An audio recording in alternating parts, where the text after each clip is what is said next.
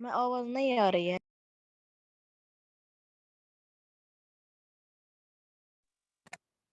Wait कीजिए 2 minute, सब students आ रहे हैं, फिर रिपीट करना पड़ता है, 1-2 मिनट वेट।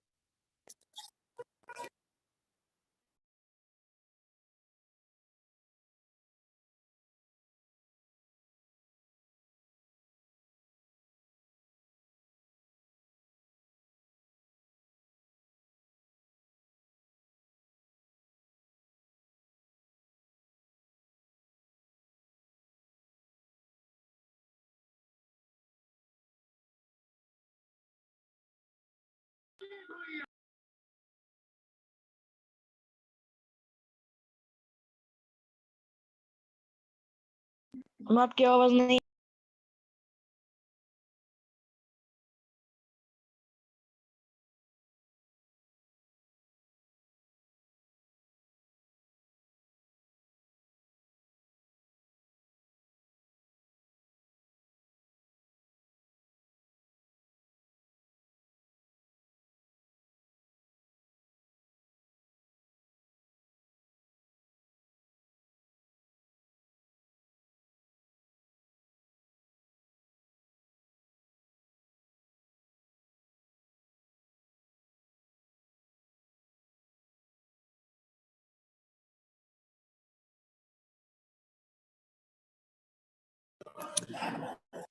अब क्लियर आ रही है आवाज सबको?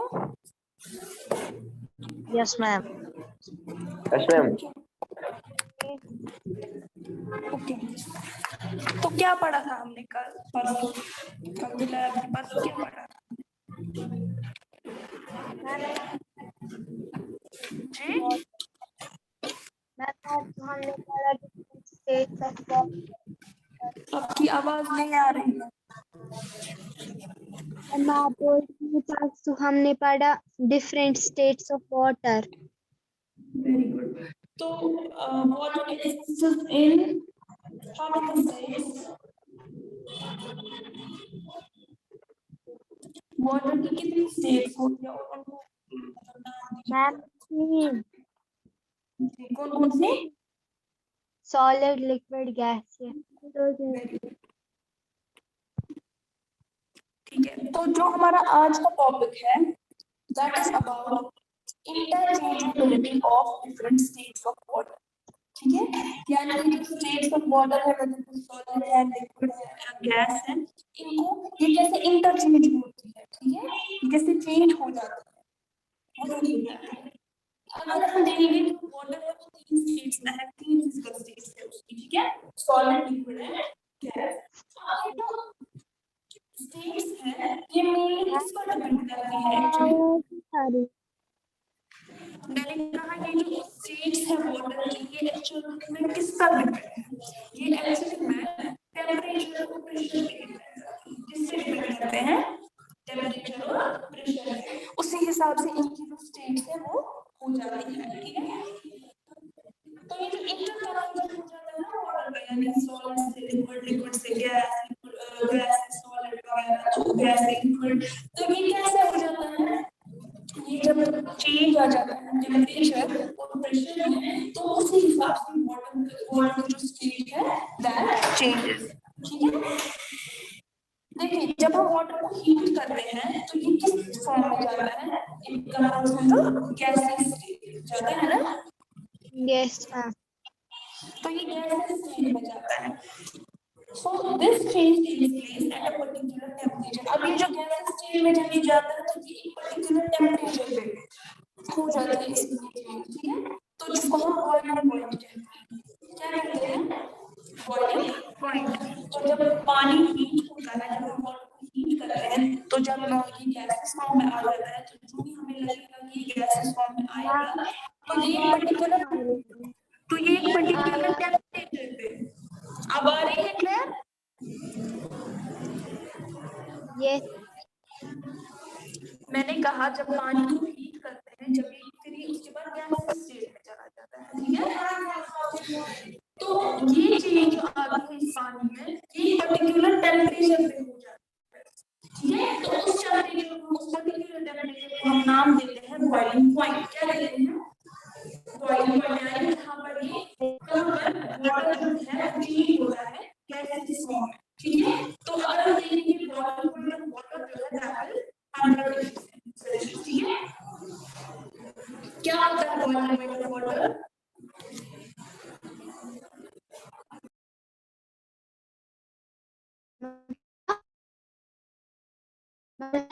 Celsius.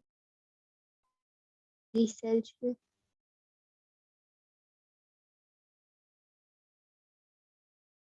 तो इसी तरह जब हम पानी को फ्रीजर में रखते हैं ना, फ्रिज में रखते हैं ना पानी को फ्रीजर में, तो ये सॉलिड टाइप हो जाता है, ये सॉलिड जैसा आइस बन जाता है। यूजुअली रखते हैं ना सभी, ये तो पता ही होगा सब। Yes. जब वो पानी फ्रीज होकर सॉलिड शेप ले जाता है, आइस की शेप ले लेता है, सॉलिडिफाई हो जाता है, वो एक पर्टिकुलर टेम्परेचर पे वो ऐसा करता है, तो उसको हम नाम देते हैं, उस टेम्परेचर को उस टाइम पर फ्रीजिंग पॉइंट क्या कहते हैं, जहां पर ये फ्रीज, ठीक है। तो that is known as the freezing point. और फ्रीजिंग पॉइंट ऑफ वाटर का है that is 0 degree Celsius. What is that? 0 degree Celsius. याद रखिएगा।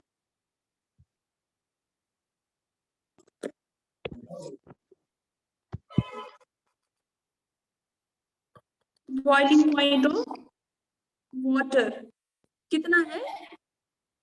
0 degree Celsius. Boiling point that is 100 degree Celsius, Ma'am, boiling point 100 degree Celsius. ठीक है। और इसी Yes. तरह अगर हम देखेंगे फ्रीजिंग पॉइंट किसका, freezing point of water 0 degree Celsius. 0। Yeah. समझ आया सबको? Yes, ma'am. Yes, ma'am.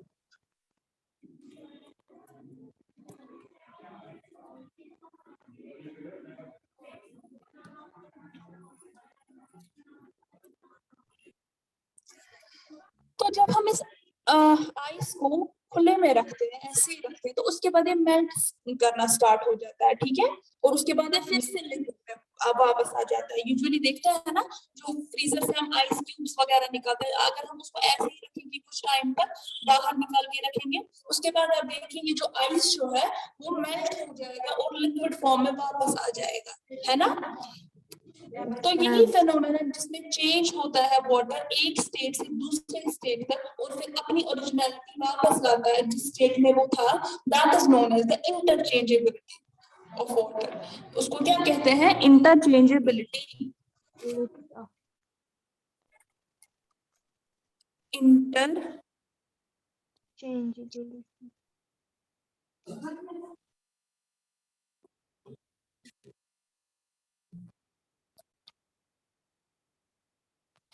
So that is known as interchangeability, the phenomenon of change of one state of water into another and back to the original state is called interchangeability.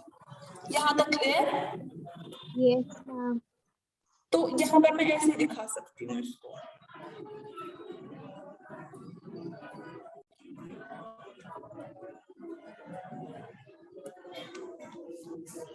अगर for example ice है, ठीक है, इसको मैंने यहाँ पर heat किया, ice को क्या किया? हीट को, इसको हीट दी आइस को, ये आइस सॉलिड फॉर्म में था, ठीक है, ये था यहाँ पर सॉलिड। अर्सलान शदीद, आइस जो यहाँ पर था वो सॉलिड था, इसको मैंने हीट किया तो ये वाटर बन गया, दैट इज लिक्विड बन गया, ठीक है। जब ये लिक्विड बन गया, इसको मैंने फिर से हीट किया, क्या किया? हीट मैंने इसको फिर से, अब ये वाटर वेपर बन गया, Water vapor. Yes, ma'am. यानी ये गैस बन गया। क्या बन गया?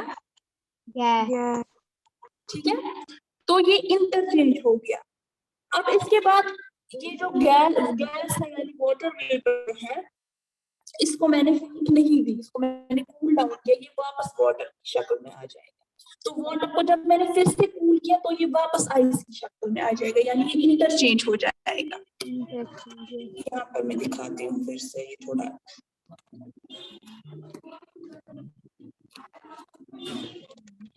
देखिए, अगर ये यहाँ पर आइस है, इसको मैंने हीट किया, ठीक है, तो हीट करने के बाद ये वाटर बन गया, ठीक है। yes, तो फिर जब मैंने इसको वाटर को हीट किया, वाटर को जब हीट किया तो ये क्या बन गया, वाटर water वेपर, vapor, ठीक है, वाटर वेपर।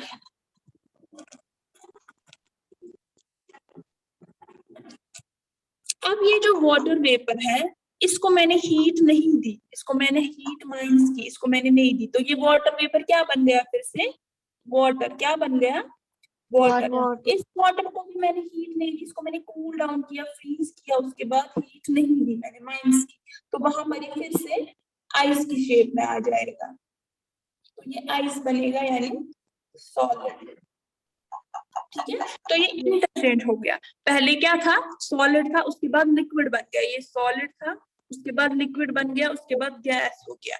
अब यहाँ पर क्या था, अब यहाँ पर ये था गैस था, उसके बाद मैंने इसको लिक्विड बनाया, इसके बाद फिर से सॉलिड बन गया। यहाँ तक समझ आया सबको? तो इसी को इंटरचेंजेबिलिटी कहते हैं। यही फिनोमेनन जब एक स्टेट वाटर का दूसरे स्टेट में कन्वर्ट होगी, फिर लास्ट पे अपने ओरिजिनल स्टेट में वापस आ जाएगी, that is known as the interchangeability. यहाँ तक किसी को कोई कंफ्यूजन? no ma'am,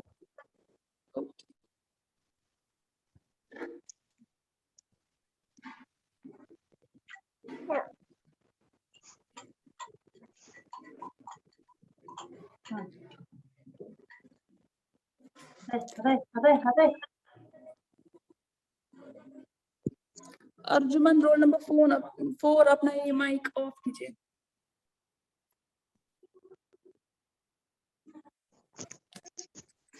इसके बाद है वाटर एज अ सॉल्वेंट, ठीक है। yes ma'am, मैंने किसको क्या,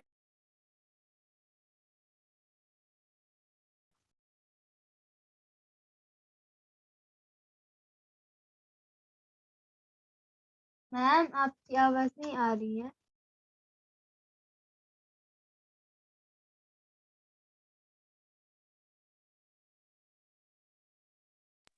मैंने कहा what is a solvent, solvent हम किसको कहते हैं?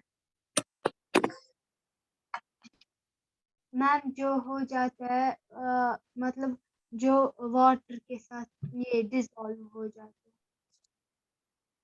ठीक है, कोई देखिए भी जो कोई वाटर भी के साथ substance dissolve जो हो जाता है। किसी सब्सटेंस को डिसॉल्व करे अपने इसमें, ठीक है।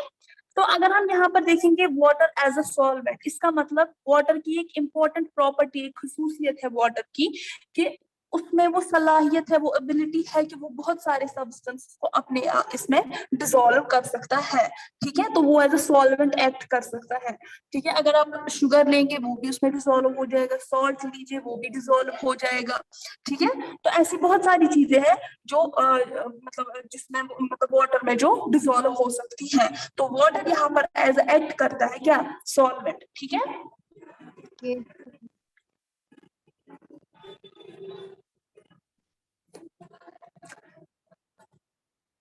ये अब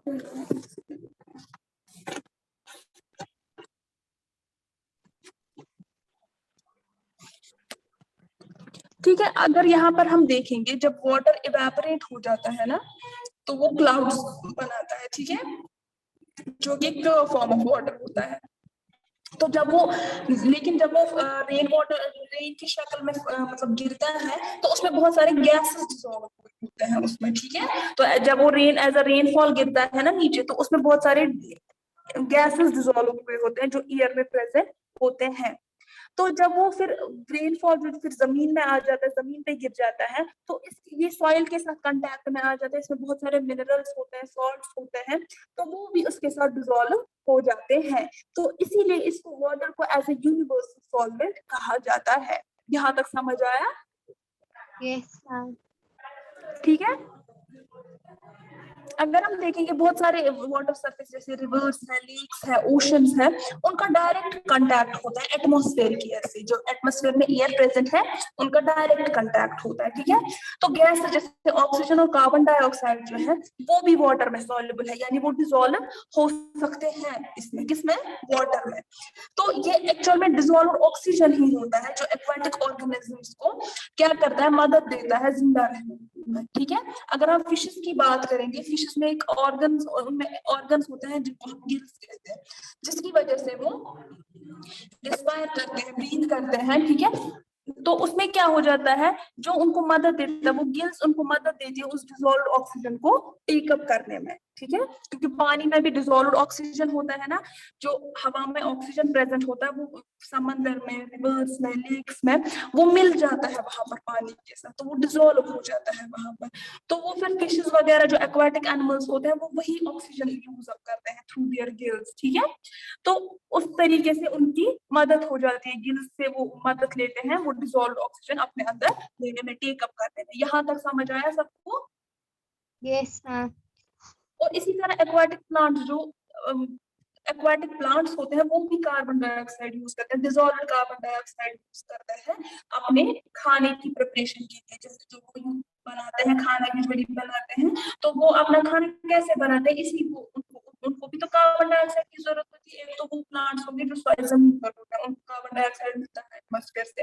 अब जो प्लांट्स पानी में होते हैं उनको कैसे कार्बन डाइऑक्साइड मिलता है अपने खाना बनाने के लिए, तो वो क्या करते हैं, वो डिसॉल्व्ड कार्बन डाइऑक्साइड, जो उनको पानी में डिसॉल्व हुआ होता है कार्बन डाइऑक्साइड, वो वही कार्बन डाइऑक्साइड यूज करते हैं अपने खाने के लिए, ठीक है, for their preparation of their food, ठीक है। यहाँ तक समझ आया? Yes ma'am. ठीक है। लेकिन जो सॉल्युबिलिटी होती है गैसेस की वाटर में, ठीक है, वो डिक्रीज हो जाती है विद द इंक्रीजिंग टेम्परेचर। यानी जितना टेम्परेचर इंक्रीज हो जाता है, पानी में जो गैसेस की सॉल्युबिलिटी होती है वो भी डिक्रीज हो जाते हैं। हम इसीलिए देखते हैं बहुत सारे जगहों पर क्या होता है, जब समर हो जाता है बहुत सारे पॉन्ड्स वगैरह जो होते हैं वो सूख जाते हैं, तो फिशेस वगैरह जो है वो नेचुरली मर जाती है। और जो पॉन्ड्स वगैरह होता है उनमें वो ज्यादा गैस, ऑक्सीजन, कार्बन डाइऑक्साइड वगैरह उसमें ज्यादा नहीं होता है, गैस की टेम्परेचर जो सारा वो टेम्परेचर जो है वो बहुत राइज हुआ होता है, जिसकी वजह से गैसेस उसमें सॉल्युबिलिटी गैसेस की बहुत कम होती है, तो वो गैसेस यूज नहीं कर पाते हैं, ठीक है, अपने सर्वाइवल के लिए। तो इसीलिए हम देखते हैं समर्स में ज्यादातर जो फिशेस होती है शैलो पॉन्ड्स में वो मर जाती है, ठीक है। Yes ma'am.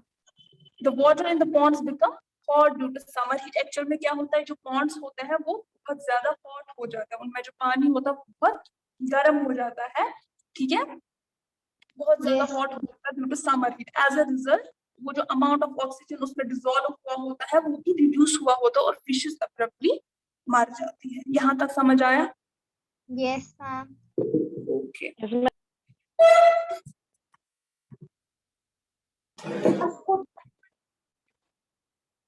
उसके बाद है वाटर साइकिल। वाटर साइकिल कभी किसी ने पढ़ा है?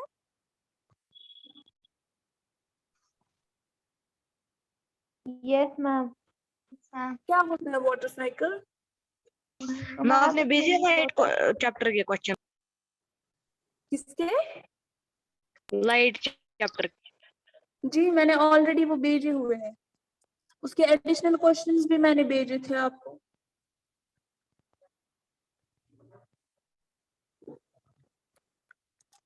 देखिए वाटर साइकिल एक्चुअल में होता क्या है। आप फॉर एग्जांपल एक रिवर की एग्जांपल लो या लेक की एग्जांपल लो या सी की एग्जांपल लो, ठीक है।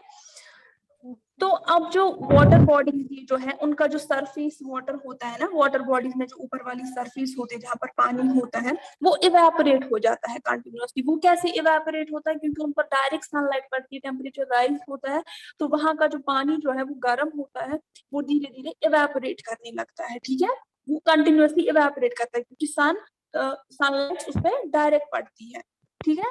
तो ये जो वाटर वेपर है ये राइज अप हो जाता है, धीरे धीरे ऊपर चढ़ता है। और टेम्परेचर जो है अगर हम देखेंगे जितना हम ऊंचा जाएंगे माउंटेन्स के ऊपर या इससे भी ऊंचा जाएंगे, वहां का जो टेम्परेचर है वो डाउन होता जाएगा, यानी ठंड होती है वहां पर बहुत।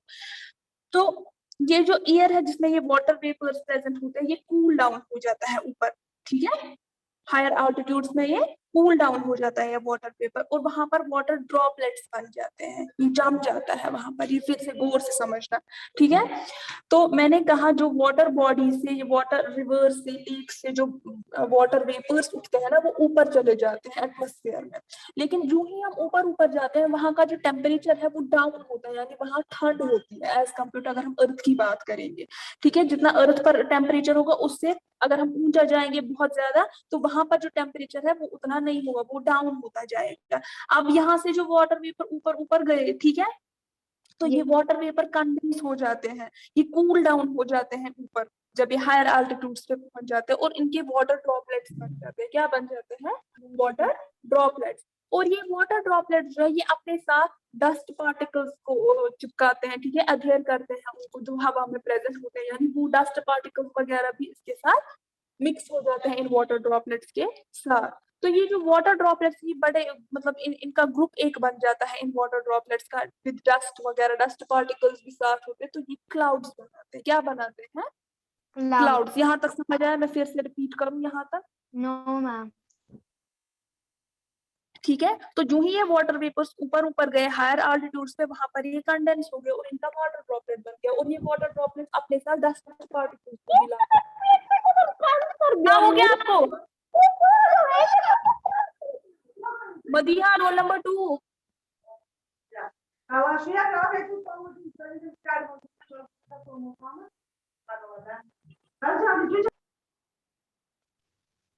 तो मैंने कहा ये जो वाटर ड्रॉपलेट्स होते हैं, ये अपने साथ डस्ट पार्टिकल्स भी अडेयर कर लेते हैं जो हवा में प्रेजेंट होते हैं।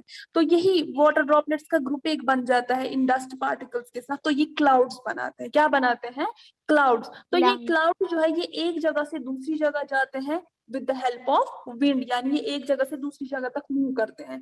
तो जब ये वाटर ड्रॉपलेट्स इन क्लाउड्स में एक साथ आ जाते हैं, तो वो क्या बनाते हैं? ड्रॉप्स ऑफ वाटर बनाते हैं। और ये जो ड्रॉप्स ऑफ वाटर है, ये बहुत हेवी हो जाते हैं, ये वहां पर नहीं रह पाते, और ये एज अ रेनफॉल से बरसता है, ठीक है। तो ये एक्चुअल में क्लाउड्स जब देखते हैं ना, हम कहते हैं रेनफॉल होते थे अभी, ठीक है। तो वो एक्चुअल में होता क्या है, वो वाटर ड्रॉपलेट्स वहां पर बनते हैं ना, वहां पर उनकी से क्लाउड्स बनता है। तो उन क्लाउड्स में फिर क्या होता है, ये ड्रॉप्स जो है, ये वाटर ड्रॉप्स, ये हेवी हो जाते हैं, बहुत हेवी हो जाते हैं, ठीक है। और ये एज अ रेनफॉल फिर गिरता है, ठीक है, दे फॉल एज रेन। तो इस तरीके से जो साइकिल है, ये ऐसे ही चलता रहता है नेचर में। यहाँ तक समझ आया? Yes ma'am. Yes ma'am. यहाँ तक किसी को कोई कंफ्यूजन? में फिर से समझाऊं वाटर साइकिल?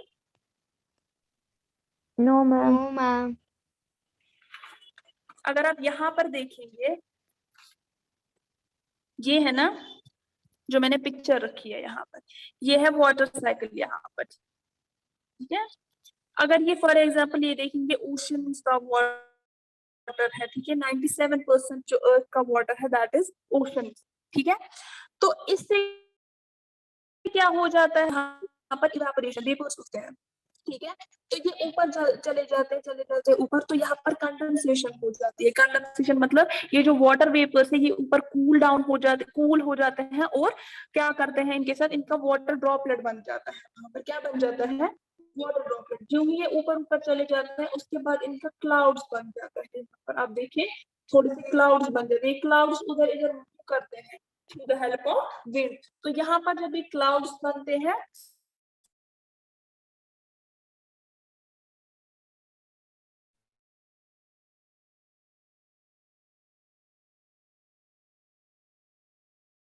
गिर जाते हैं